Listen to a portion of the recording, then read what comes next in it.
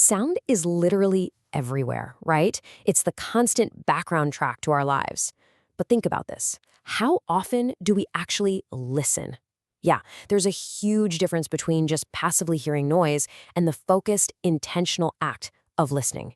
And that's what we're going to dig into today, how listening isn't just a sense, but a skill you can actually train and sharpen. So let me ask you something. Just take a second and think about it. When was the last time you really listened? I'm not talking about hearing the traffic or the TV in the other room.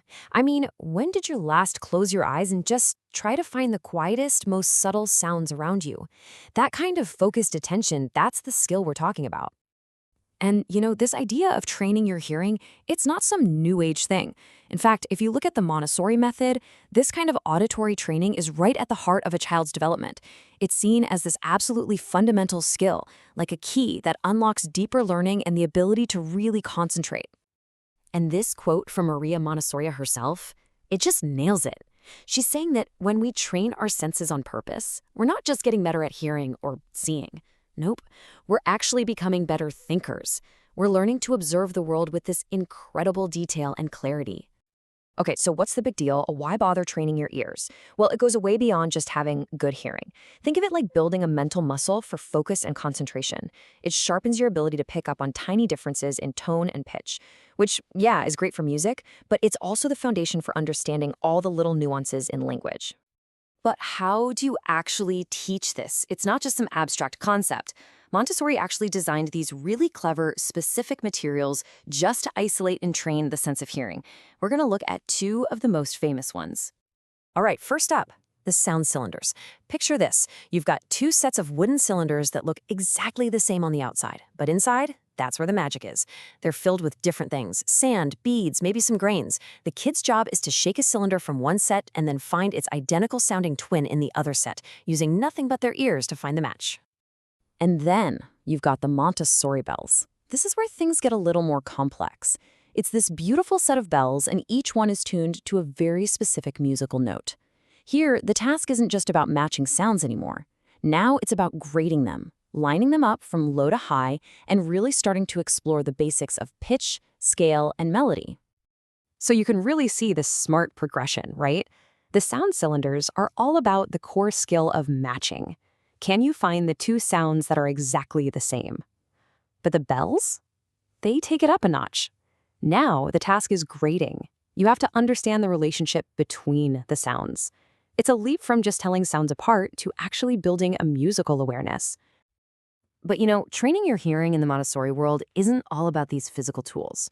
One of the most powerful exercises doesn't use any objects at all. It's a simple but really profound game that teaches kids to find this whole rich universe of sound hiding inside of silence itself. They call it the silence game, and it's just beautifully simple. Kids are just invited to become totally still, close their eyes, and, well, listen. At first, it probably feels like nothing's happening, but as their focus gets sharper, a whole new world opens up. They start hearing the faintest things, the quiet tick-tock of a clock, a bird singing way off in the distance, even the soft sound of their own breathing. This one simple game builds amazing self-control and patience. But even bigger than that, it shows us this hidden soundscape we're usually totally deaf to. It's kind of like a child's first lesson in mindfulness, right? It cultivates this awareness of the quiet beauty that's always there, just waiting for us to stop and listen. Okay, so how do we pull these ideas out of the classroom and actually use them in our own lives? Because this isn't just for kids. It's a really powerful guide for any of us trying to find a little more focus and awareness in our super noisy modern world. So what can you actually do to build this skill? Well, it can start super small. Try to find just a minute of silence each day. And think about the sounds you choose to let into your life. You can even make a game of it. Close your eyes and try to name every single sound you can hear right now. It's partly about avoiding noise pollution, sure, but it's also about celebrating sound. I mean, really listening to a piece of music, or a conversation, or the birds outside, instead of letting it all just be background noise. When you boil it all down, it comes back to one powerful idea. In a world that is constantly screaming for our attention, taking the time to train your ear is really about training your mind. It's how we can start to take back our focus from all that noise. And that leaves us with one last thing to think about. In our fast-paced lives, just jam-packed with noise and distractions, what are we missing? What subtle melodies, what quiet truths, what incredible beauty is out there that we're completely unaware of, just because we're only hearing and not really truly listening?